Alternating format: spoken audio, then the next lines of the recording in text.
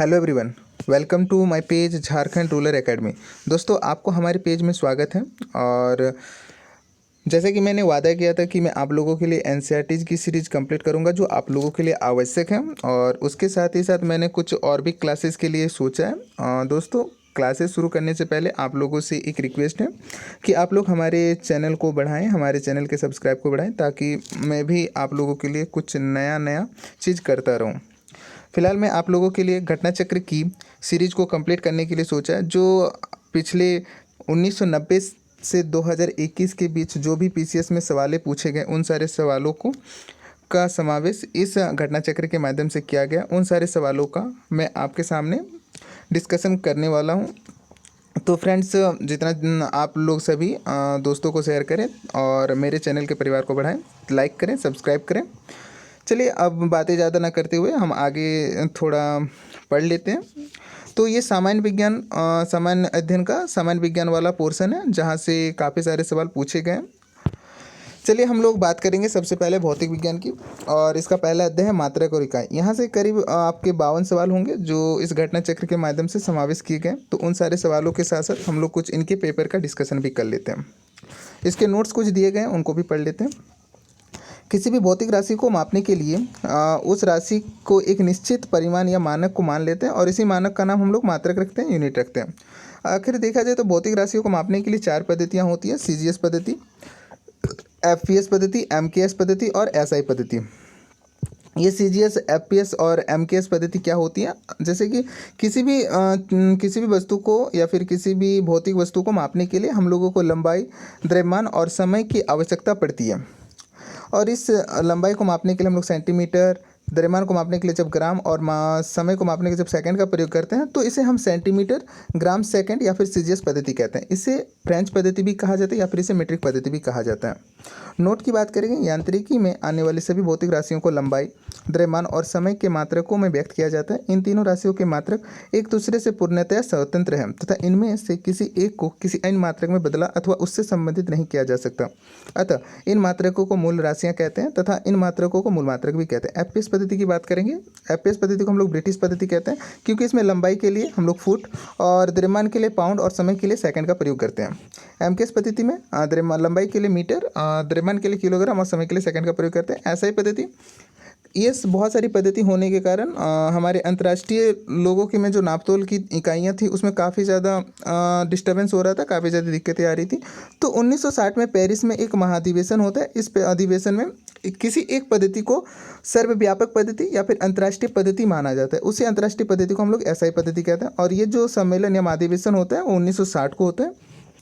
इस पद्धति के अनुसार 7 मूल मात्रक होते हैं, और ये 7 मूल मात्रक इस प्रकार है: लंबाई जिसका मात्रक मीटर होता है, द्रव्यमान जिसका मात्रक किलोग्राम होता है, समय जिसका मात्रक सेकंड होता है, ताप केल्विन, विद्युत धारा एम्पियर, ज्योति तीव्रता कैंडेला, पदार्थ की मात्रा मोल।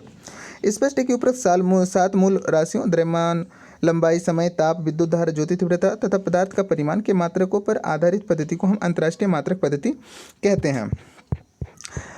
और इसी को हम लोग SI, system of units, international system of units या फिर एसआई यूनिट्स कहते हैं। मीटर की परिभाषा अगर देखें तो मीटर की परिभाषा वैज्ञानिकों ने कुछ इस प्रकार कही थी कि 1 मीटर वह दूरी है जो निर्वात में प्रकाश की किरण 1 सेकंड में इतने हिस्से में तय करता है।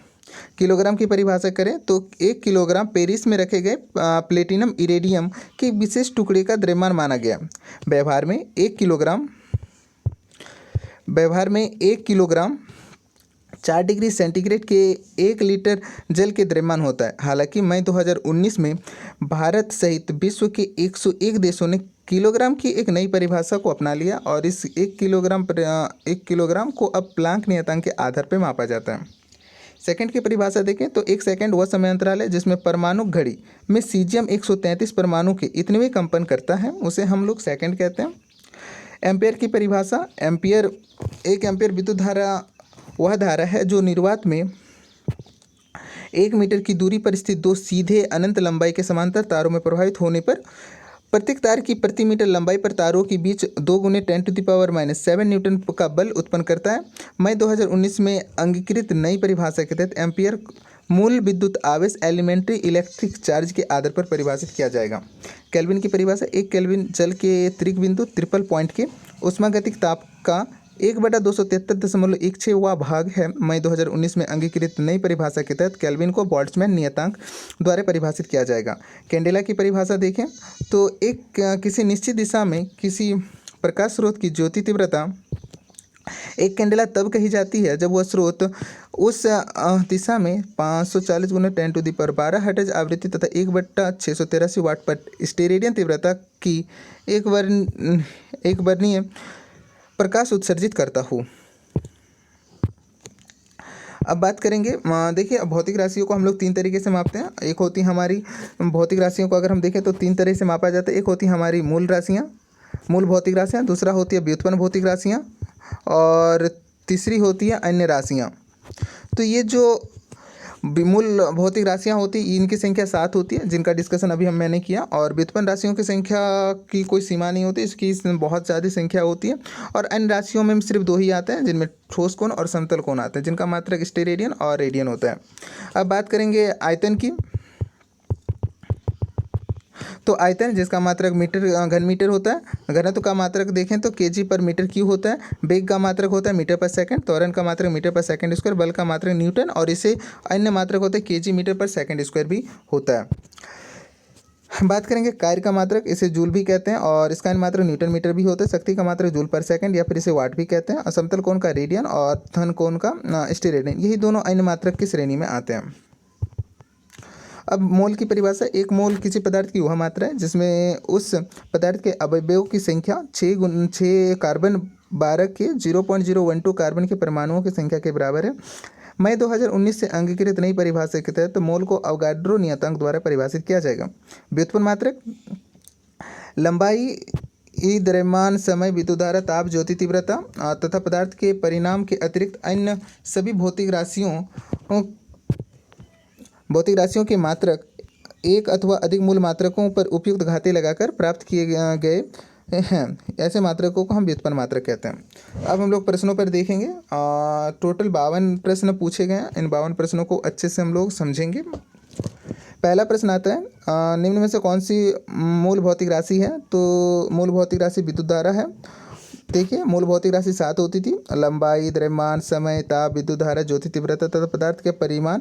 7 मूल भौतिक राशियाँ। मूल भौतिक राशियों के मात्रक एक दूसरे से पूर्णतः स्वतंत्र होते हैं तथा इनमें किसी एक को किसी अन्य मात्रक में बदला अथवा उससे संबंधित नहीं किया जा सकता।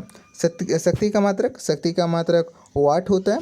भौतिकी में शक्ति या विद्युतीय शक्ति वह दर है जिस पर कोई कार्य किया जाता है या ऊर्जा संचरित होती है। शक्ति बराबर कार्य बटा समय। शक्ति का ऐसा मात्रक वाट जो जूल/सेकंड के बराबर होता है। विद्युत शक्ति का इकाई है, विद्युत शक्ति का मात्रक वाट होता है। आगे देखेंगे बल का मात्रक न्यूटन होता है।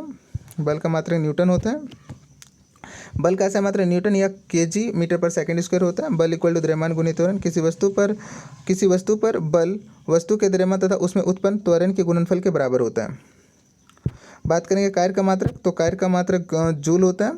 अब जूल की परिभाषा देखेंगे। जब किसी वस्तु पर बल लगाकर विस्थापन उत्पन्न किया जाता है तो बल द्वारा किया गया कार्य बल तथा बल की दिशा में विस्थापन के गुणनफल के बराबर होता है। कार्य एक अदिश राशि है तथा इसका मात्रक न्यूटन मीटर है। इसे जूल कहते हैं। जूल ऊर्जा का भी मात्रक होता है।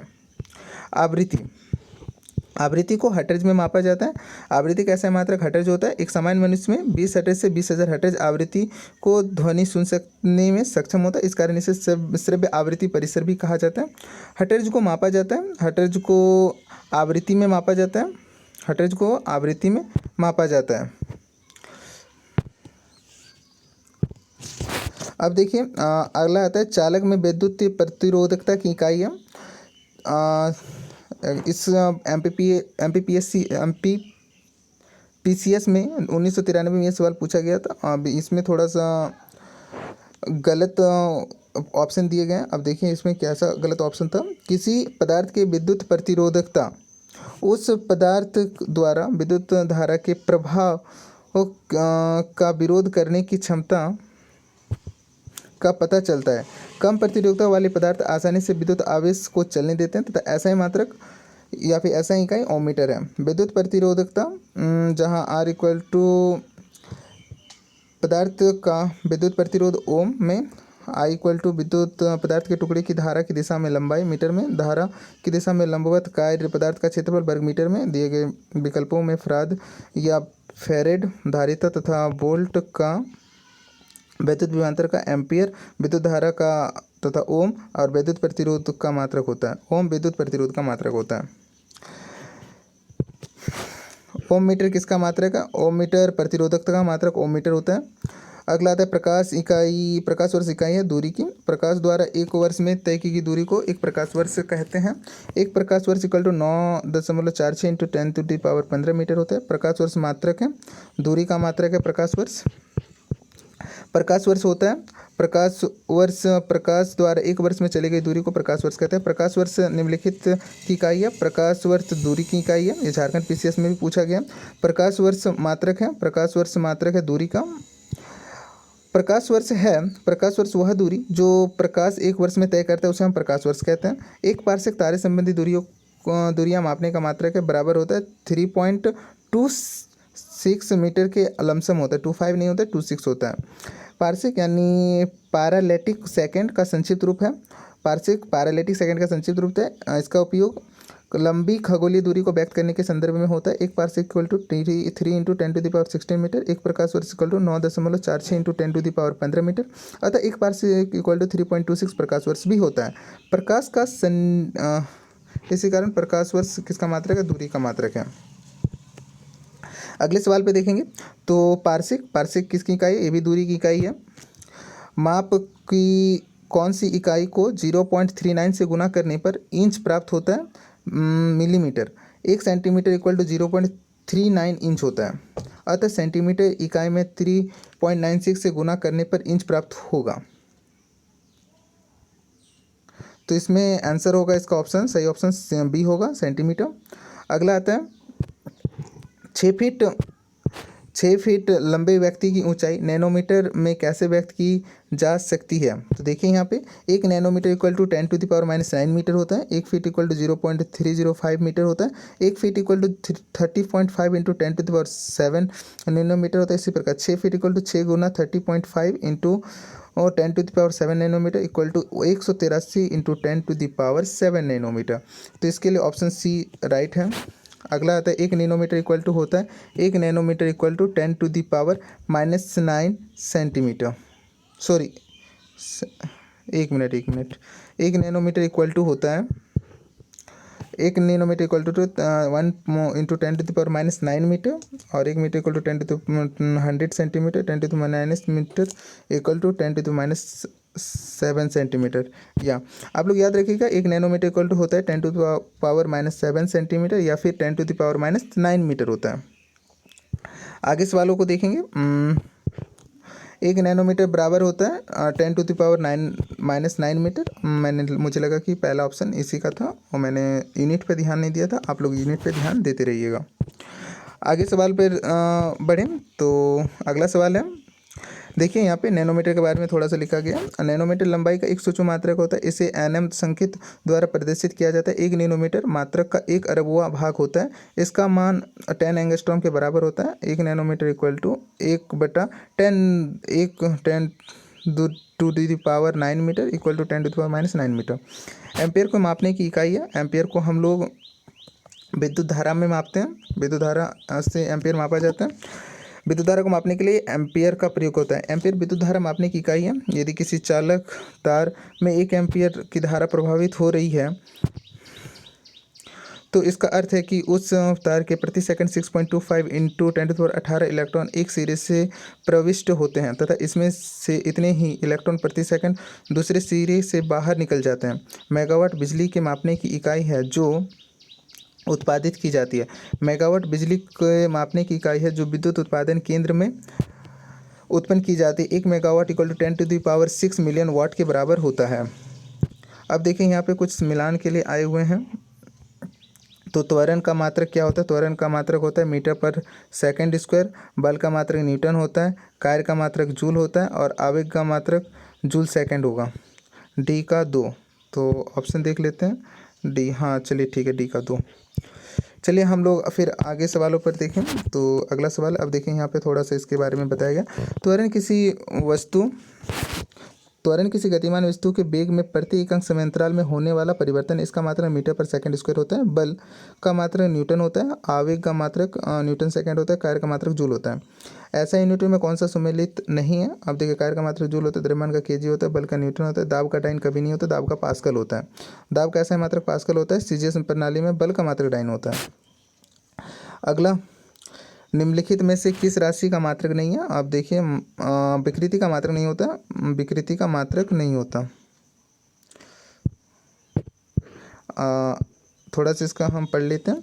किसी वस्तु की बीमा में आया परिवर्तन और उस वस्तु की मूल बीमा के अनुपात को विकृति कहते हैं। विकृति एक बीमाहीन राशि है। एक्चुअल में विकृति जो होता है एक बीमाहीन राशि है, अर्थात इसका कोई मात्रक नहीं होता। अब फिर मिलान करने के लिए आया हुआ है। अब इसमें हम देखेंगे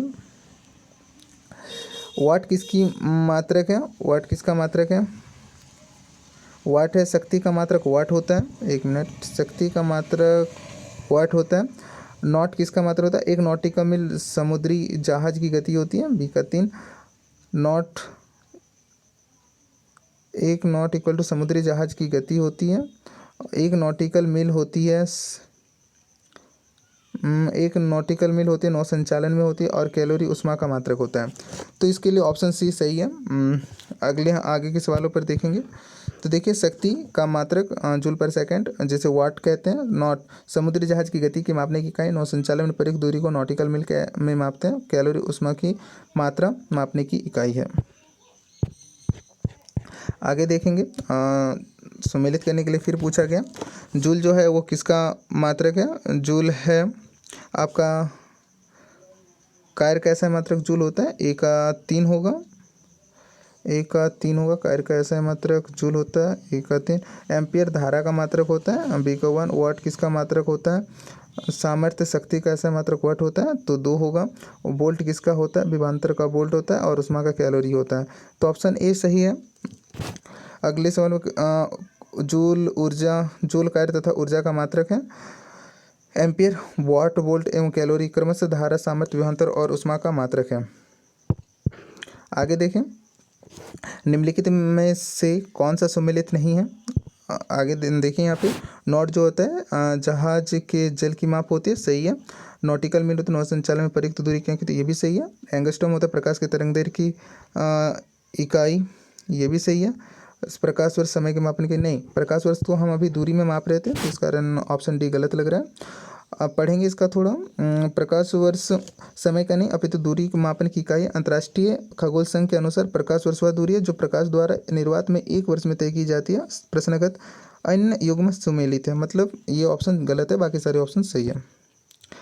अब बात करेंगे आगे। तो एंगस्ट्रॉम इकाई है। एंगस्ट्रॉम जो होती है तरंगदैर्घ्य की इकाई होती है। तरंगदैर्घ्य को मापने के लिए एंगस्ट्रॉम में प्रयोग किया जाता है। एक एंगस्ट्रॉम इक्वल टू 10⁻⁻10 मीटर होता है। 31 का सवाल देखेंगे। एक हॉर्स पावर में कितने वाट होते हैं? एक हॉर्स पावर इक्वल टू 746 वाट के बराबर होते हैं। अब इसका थोड़ा सा हम लोग पढ़ लेते हैं कि आखिर क्या कह रहे हैं।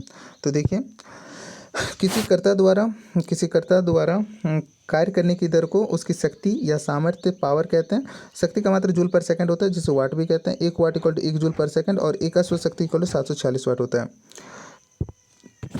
आगे के सवालों में फिर मिलान वाला दिया गया। सूची 1 और सूची 2 को मिलाना है। अब देखिए, उच्च बेग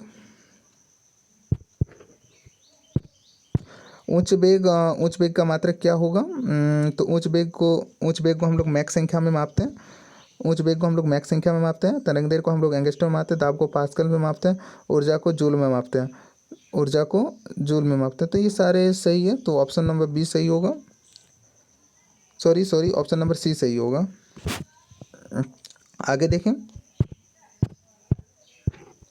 तो आगे है द्रव यांत्रिकी, फील्ड मैकेनिक्स के संदर्भ में मैक संख्या किसी माध्यम में सापेक्ष वस्तु के वेग तथा उस माध्यम में ध्वनि की चाल का अनुपात है। अतः मेक उच्च वेग को प्रदर्शित करने हेतु प्रयुक्त होता है। तरंगदैर्घ्य का मापन एंगस्ट्रॉम में किया जाता है, जबकि दाब का मात्रक पास्कल तथा ऊर्जा का मात्रक जूल होता है। जूल ऊर्जा से उसी तरह संबंधित है जैसे पास्कल संबंधित है। अब जूल ऊर्जा मतलब ऊर्जा कैसा मात्रक जूल है, तो पास्कल दाब का मात्रक होता है, तो ऑप्शन बी सही होगा। आगे देखते हैं। फिर कह रहा है 1 माइक्रोन बराबर होता है, 1 माइक्रोन इक्वल टू 1/1000 मिलीलीटर होता है, 1 माइक्रोन इक्वल टू 1/1000 मिलीमीटर होता है। आगे सवालों पे देखें तो देखिए यहाँ पे इसका थोड़ा सा डिस्कशन भी किया गया है।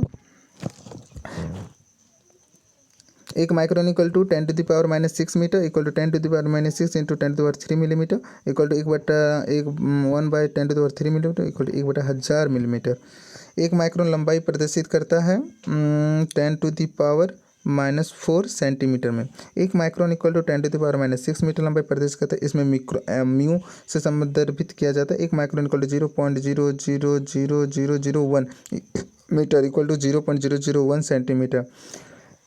1/1 into 40 centimetre equal to 1/10⁴ centimetre equal to 10⁻⁻4 centimetre. ये आप लोग आगे पढ़ लीजिएगा। आगे बात करेंगे तो फिर सुमेलित करने के लिए आए गए हैं। तो डेसिबल ध्वनि की प्रबलता की इकाई है, सही है। कौन सुमेलित नहीं है, तो यहाँ पे तो डेसिबल ध्वनि की इकाई होती है, अश्वशक्ति मापा जाता है। समुद्री मेल से नौ संचालन की दूरी मापते हैं। सेल्सियस से उष्मा की इकाई नहीं, उष्मा की इकाई तो जूल होती है। सेल्सियस ताप की मापने के मात्रक होता है, उष्मा का मात्रक कैलोरी होता है। नौ संचालन में प्रयुक्त दूरी को मापने की इकाई समुद्री मील है। अश्वशक्ति का मात्रक जूल पर सेकंड होता है, जिसे वाट कहते हैं। एक अश्वशक्ति इक्वल टू 740 वाट के समतुल्य होता है। ध्वनि की प्रबलता को डेसिबल में मापा जाता है। आगे सवाल पर देखेंगे। निम्नलिखित में से कौन सी एक उष्मा की इकाई है? डी वाट उष्मा की इकाई नहीं है। चलिए, तो यहाँ पे पूछा है उष्मा की इकाई नहीं। आप इसमें नहीं वाले सवालों पे सबसे ज़्यादा गौर करेगा, बहुत लोगों की इसी में गलती होती है। तो यहाँ पे उष्मा की इकाई नहीं है, तो ये वाट जो होती है शक्ति की इकाई होती है। उष्मा एक प्रकार की ऊर्जा जो पदार्थों के मध्य तापांतर को व्यक्त करती है। उष्मा एक स्थान से दूसरे स्थान को स्थानांतरित होती है और यह स्थानांतरण हमेशा अधिक ताप वाले पदार्थ से कम ताप वाले पदार्थ के मध्य होता है। उष्मा का मापन calorie, kilo calorie, joule, kilo joule में किया जाता है। शक्ति वाट शक्ति के मापन के लिए प्रयुक्त की जाती है। 1 watt equal to 1 joule per second. उष्मा की इकाई निम्नलिखित में से कौन सा नहीं है? अब सेंटीग्रेड, कैलोरी, अर्ग और जूल। तो यहाँ पे सेंटीग्रेड जो दिया गया वो उष्मा का इकाई नहीं होती, बल्कि तापमान की इकाई होती है। कैलोरी, जूल एवं अर्ग उष्मा की इकाई है। उष्मा ऊर्जा का एक रूप है। जब ऊर्जा एक पिंड से दूसरे पिंड में तापांतर के कारण स्थानांतरित होती है, तब स्थानांतरित होने वाली ऊर्जा उष्मा कहलाती है। 1 किलोमीटर दूरी का तात्पर्य है 1000 मीटर। दूरी मापने की ऐसा इकाई का मात्रक मीटर होता है। 1 किलोमीटर 1000 मीटर के बराबर होता है। 1 मीटर 100 सेंटीमीटर के बराबर होता है। 1 किलोग्राम बराबर होता है 1 किलोग्राम बराबर होता है 10⁻⁻12 ग्राम। 1 किलोग्राम बराबर होता है 10⁻⁻12 ग्राम। देखिए यहाँ पे 1 किलोग्राम बराबर सॉरी यहाँ पे पिकोग्राम है। 1 पिकोग्राम बराबर होता है 10⁻⁻12 ग्राम। तो द्रव्यमान मापने की लघु इकाई मिलीग्राम, माइक्रोग्राम, नैनोग्राम, पिकोग्राम और फेंटोग्राम होती है। 1 picogram equal to 10⁻⁻12 gram. 1 microgram equal to 10⁻⁻6 gram. 1 femtogram बराबर 10⁻15 gram. 1 milligram equal to 10⁻³ gram. 1 nanogram equal to 10⁻⁹ gram. Pascal जो है वो किसकी इकाई है? पास्कल जो है दबाव की इकाई या दाब की इकाई होती है। किसी तल की इकाई क्षेत्रफल पर लगने वाले बल को दाब कहते हैं। दाब एक अदिश राशि है। दाब का मात्रक न्यूटन पर मीटर स्क्वायर पास्कल होता है। 1 पास्कल इक्वल टू 1 न्यूटन पर मीटर, 1 न्यूटन पर मीटर स्क्वायर होता है। दबाव की इकाई होती है न्यूटन पर वर्ग मीटर। ऑप्शन नंबर ए सही है। देखिए, किसी तल की इकाई क्षेत्रफल पर लगने वाले बल को दाब कहते हैं। दाब एक अदिश राशि, दाब का मात्रक न्यूटन पर मीटर स्क्वायर होता है, जिसे पास्कल कहते हैं। आगे देखें, दाब का मात्रक है, तो यहाँ पे फिर पूछा गया दाब का मात्रक है केजी पर। तो यहाँ पे ऑप्शन में जो होगा ऑप्शन ई सही है, क्योंकि इनमें से कोई भी दाब का मात्रक नहीं होता, क्योंकि दाब का मात्रक मैंने अभी पढ़ा था कि न्यूटन पर मीटर स्क्वायर या फिर पास्कल होता है। तो यहाँ पे आगे देखिए, केजी बल पर वर्ग सेंटीमीटर, जिसे प्राय केजी पर वर्ग सेंटीमीटर स्क्वायर से ही निरूपित किया जाता है। दाब की एक अप्रचलित इकाई है, यह एसआई प्रणाली का अंग नहीं है। दाब का वर्तमान में प्रचलित इकाई न्यूटन पर मीटर स्क्वायर पास्कल है। पारिस्थितिकी दबाव यानी एटमॉस्फेरिक प्रेशर की इकाई क्या है? एटमॉस्फेरिक प्रेशर की इकाई बार होती है। वायुमंडलीय दाब का गैर एसआई मात्रक बार है जो 10⁵ न्यूटन पर मीटर स्क्वायर के समतुल्य होता है, जिसे एसआई मात्रक के रूप में पास्कल द्वारा परिभाषित किया जाता है। एक बार इक्वल टू 10⁵ पास्कल होता है। 45 का अगला सवाल है, 1 kg पर सेंटीमीटर स्क्वायर दाब समतुल्य होता है एक बार के। चूँकि एक dyne equal to 1.02 into 10⁻⁻6 kg, एक बार इक्वल टू 10⁻6 डाइन पर सेंटीमीटर स्क्वायर, इसलिए डाइन का मान बार के मान में प्रतिस्थापित करने पर एक बार इक्वल टू 10⁻6 डाइन पर cm square equal to 1.02 into 10⁻6 into 10⁻6 kg पर cm square equal to 1.02 kg पर cm स्क्वायर। आप सीधा सीधी याद रखिएगा, 1 kg पर cm स्क्वायर दाब समतुल्य होता है एक बार के, बस। और ज़्यादा ये कैलकुलेशन में बहुत ज़्यादा दिक्कतें होगी। आगे सवाल की बात करें तो निम्नलिखित में से कौन सी अदिश राशि है? तो अदिश राशि यहाँ पे दाब एक अदिश राशि है, बाकी सारे सदिश राशियों में की श्रेणी में आते हैं। अगले पेज पे जाएंगे तो देखिए, वे राशियाँ जिन्हें व्यक्त करने के लिए दिशा और परिमाण दोनों की आवश्यकता होती है सदिश राशियाँ कहलाती हैं, जैसे बल, वेग, विस्थापन, त्वरण, संवेग इत्यादि, ये सारी सदिश राशियाँ। और जिन राशियों को व्यक्त करने के लिए केवल परिणाम ही काफ़ी होता है, उसमें दिशा नहीं होती, उन्हें हम अदिश राशि कहते हैं, जैसे आयतन, दाब, चाल, दूरी etc। एक तेल का एक बैरल लगभग कितना का होता है? एक बैरल इक्वल टू होता है 159 लीटर। एक बैरल इक्वल टू 159 लीटर। अब देखिए, पूर्व में तेल की मात्रा बैरल में मापी जाती है और अब इसे घन मीटर यानी क्यूबिक मीटर में मापा जाता है। तो क्यूबिक मीटर, एक बैरल इक्वल टू 158.9873 लीटर। एक बैरल इक्वल टू 0.158987 घन मीटर। एक barrel equal to 42 US gallon और एक barrel equal to 34.9723 U K gallon. अब यहाँ पे इतना ज़्यादा मत याद रखिए, सिर्फ याद रखिएगा एक बैरल इक्वल टू 159 लीटर होता है, बस। आगे बात करेंगे, लंबाई की न्यूनतम इकाई है। लंबाई की न्यूनतम इकाई जो होती है वो फर्मी मीटर होती है। लंबाई की न्यूनतम इकाई फर्मी मीटर होती है। लंबाई की इकाई क्या है ना? फर्मी मीटर होती है। लंबाई की न्यूनतम इकाई, सबसे छोटी इकाई फर्मी मीटर होती है। कैसे? अब देखिए यहाँ पे, एक माइक्रोन इक्वल टू 10⁻⁻6 मीटर होता है। एक नैनोमीटर इक्वल टू 10⁻9 मीटर होता है। एक एंगस्ट्रॉम इक्वल टू 10⁻10 मीटर। एक fermi metre equal to 10⁻15 metre होता है। इस आधार पर हम कहेंगे कि फर्मी मीटर जो होती है वो लंबाई की सबसे छोटी इकाई होती है। आगे बात करेंगे, फिर आगे मिलान पे, तो यहाँ पे देखिए क्यूसेक में क्या मापा जाता है, बाइट में क्या मापा जाता है, रिएक्टर में क्या मापा जाता है और बार में क्या मापा जाता है। तो ध्यान से देखिएगा, बार से हम लोग दाब को बार में मापा जाता है।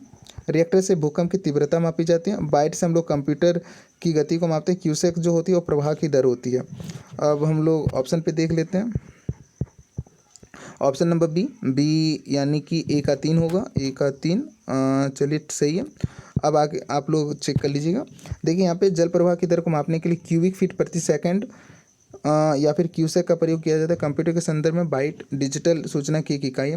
रिएक्टर भूकंप के तरंगों को मापने वाली गणितीय पैमाना है। बार जो है दाब की इकाई है, यह 100 किलो यानी 10⁵ पास्कल के बराबर होता है। क्यूसेक में क्या मापा जाता है? क्यूसेक में अभी पढ़े, जल के बहाव की गति को मापा जाता है। अगला है, निम्नलिखित में से कौन एक वायुमंडल के ओजोन परत की मोटाई मापती है? तो ओजोन परत की मोटाई मापने के लिए डॉप्सन का प्रयोग किया जाता है। वायुमंडल में ओजोन परत की मोटाई डॉप्सन में मापी जाती है। एक डॉप्सन इकाई